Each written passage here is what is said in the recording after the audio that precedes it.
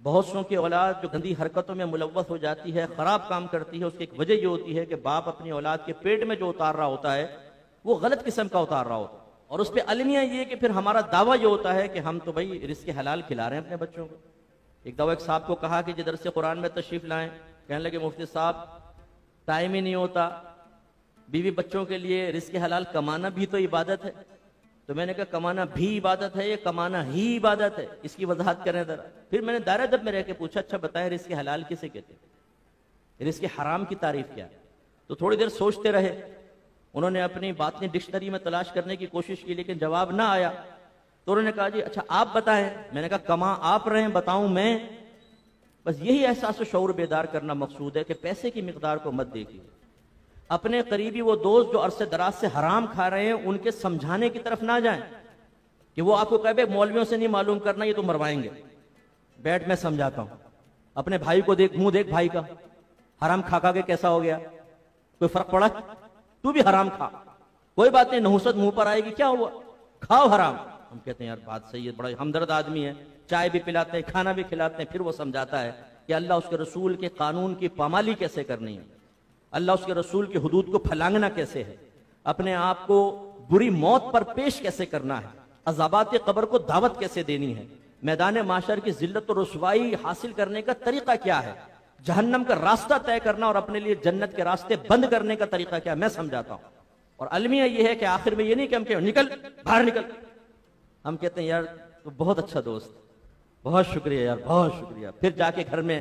زوجہ کو بتاتے ہیں آج تو بڑا بہترین ایک آئیڈیا حاصل ہو گیا، وہ مسٹر حرام خور آیا تھا، اس نے بتایا تھا، معذرت یہ لفظ استعمال کرو ناراض مت ہوئیے گا۔ بیوی کہتی ہائے قربان جاؤ بھائی کے اتنا اچھا دوست، بس تم کر لو۔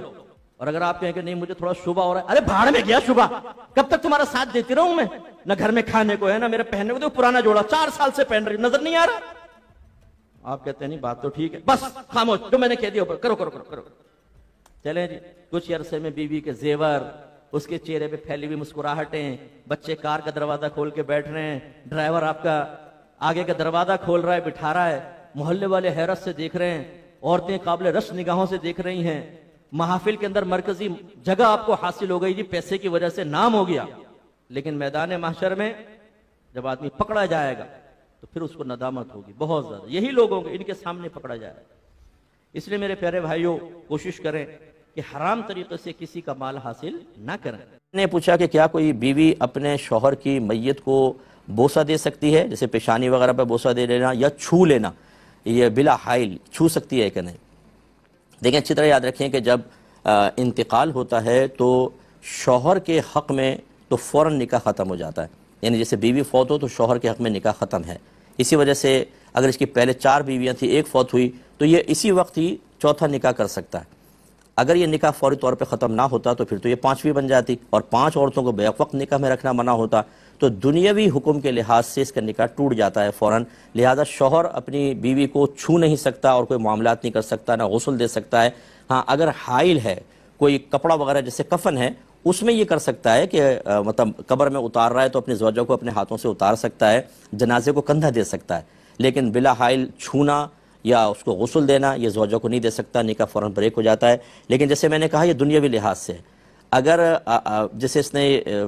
دونوں مریں گے اور آخرت میں ہوں گے تو یہ میاں بیوی کی حیثیت سے اٹھیں گے، دنیاوی قانون کے اعتبار سے، دنیاوی احکام کے اعتبار سے شوہر کا نکاح فوراً ٹوٹتا ہے، لیکن بیوی کا نکاح فوری طور پہ نہیں ٹوٹتا۔ یہی وجہ ہے کہ اس کو عدت ہوتی ہے اور دوران عدت کسی سے نکاح نہیں کر سکتی، لہٰذا عورت اپنے شوہر کو چھو بھی سکتی ہے، اسے غسل بھی دے سکتی ہے، یاد رکھیں اگرچہ ہمارے یہاں رواج نہیں ہے وہ دے سکتی ہے، تو اس کے لیے پھر یہ جیسے بہن نے پوچھا یہ پروسیس اس کے لیے بالکل جائز ہے۔ لیکن قربان جائے ہمارے گھر کے بڑوں کے، جن کو معذرت کے ساتھ ہر ایک کی بات نہیں کر رہا ہوں، لیکن جن کی کر رہا ہوں وہی برا مانیں گے بیچارے، دین کی ABC معلوم نہیں ہوتی، شوہر کو اس کمرے میں نہیں داخل ہونے دیتے جہاں زوجہ کا انتقال ہوا، جنازے میں کندھا نہیں دینے دیتے، قبر میں اتارے تو نہیں تمہاری بیوی نہیں رہی، حرام ہو گئے، پیچھڑ جاؤ پیچھڑ جاؤ۔ ارے بھائی آپ جو چیز حرام نہیں ہوئی اس کو حرام کر رہے ہیں۔ بروز قیامت یہ دونوں میاں بیوی کے حیثیت سے اٹھیں گے تو دنیاوی کچھ احکام ہوتے ہیں، ایسے بیوی پہ اتنی پابندیاں لگا دی جاتی ہیں کہ وہ شوہر کو نہ دیکھ سکتی ہے، نہ کچھ چھو سکتی ہے، کچھ نہیں کر سکتی، حالانکہ اس کو تو ابھی نکاح بھی نہیں ٹوٹا، وہ تو چھو سکتی ہے، غسل تک دے سکتی ہے۔ ان چیزوں کو ذرا سمجھیے خدارا، اور میں بڑوں سے گزارش کرتا ہوں کہ جب آپ اس طرح کے کچھ شرعی حکم بیان کریں آپ اپنے طور پہ نہ کریں۔ آپ کے خاندان میں کیا ہوتا رہا، آپ کے خاندان میں سارے کوئی مفتی عالم نہیں تھے، وہ بیچارے وہ بھی عام لوگ تھے، انہوں نے کوئی رسم و رواج ڈال گئے اور اپنے لیے بہت بڑا گناہ جاریہ کر گئے. آپ تو روکیں اس گناہ جاریہ کو، ورنہ آپ بھی اس میں شامل ہو جائیں گے، آگے گناہ جاریہ ہوگا. ایسے کوئی بھی موقع ہے کسی اچھے مسلم مفتی صاحب سے رجوع کریں، ان سے پوچھیں کہ ہمیں کیا کرنا چاہیے کیا نہیں، آپ کو جواب ملے اس پر عمل کریں.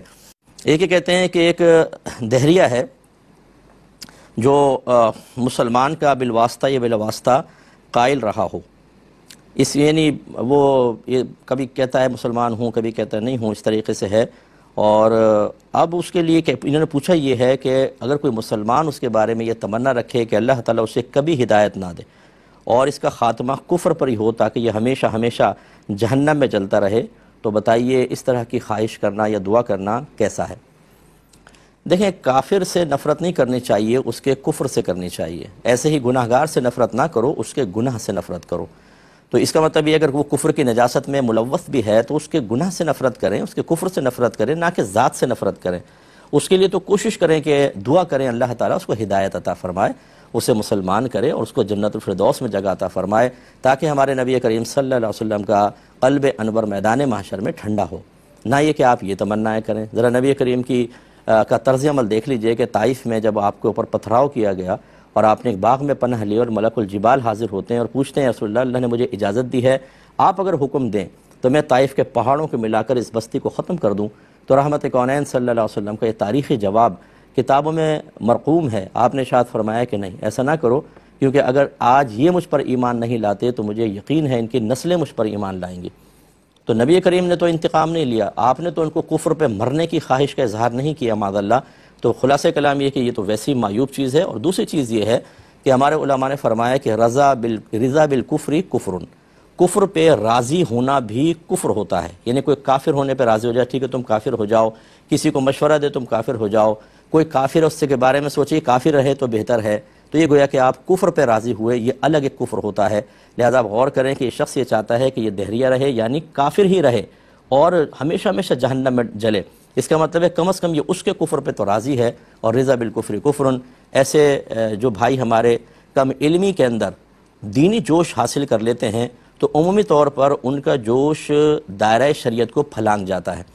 اور ان کا عجب خود پسندی اور تکبر اتنا زیادہ ہوتا ہے کہ اگر ان کو سمجھایا جائے کہ آپ یہ غلط کر رہے ہیں تو وہ یہ ماننے کے لیے تیار نہیں ہوتے. آپ چاہے قرآن سنائیں، حدیث سنائیں، ان کے جاہل ذہن کے اندر جو چیز فٹ ہو گئی وہ اسی کو عین ایمان قرار دے کر اور اس کو اپنا دینی جذبہ قرار دے کر اور اس جوش پر آخرت کے بڑے بڑے انعام کا تصوراتی اعتبار سے ایک تخیل خود ہی قائم کرنے کے بعد سمجھتے ہیں کہ سب بے وقوف ہیں، میں ہوں عقل مند اور میں جنت میں اعلیٰ درجے پاؤں گا. ایسے میرا بھائی جو اس طرح کے کو سن رہے ہیں، یاد رکھیں اگر آپ کسی کے بھی کفر پہ راضی رہیں گے آپ خود دائرہ اسلام سے خارج ہو جائیں گے اور آپ کو تجدید ایمان اور تجدید نکاح کرنا ہوگا. اور ہمارا مشورہ ہے کہ کسی کافر کے بارے میں بھی تمنا ہرگز نہ رکھیں کہ اللہ اس کو کافر ہی رکھے، بلکہ دعا کریں اللہ اس کو ہدایت دے کر مسلمان کر دے. یہ کسی نے پوچھا کہ کیا کرنسی ادھار میں بیچ کر نفع کمانا جائز ہے؟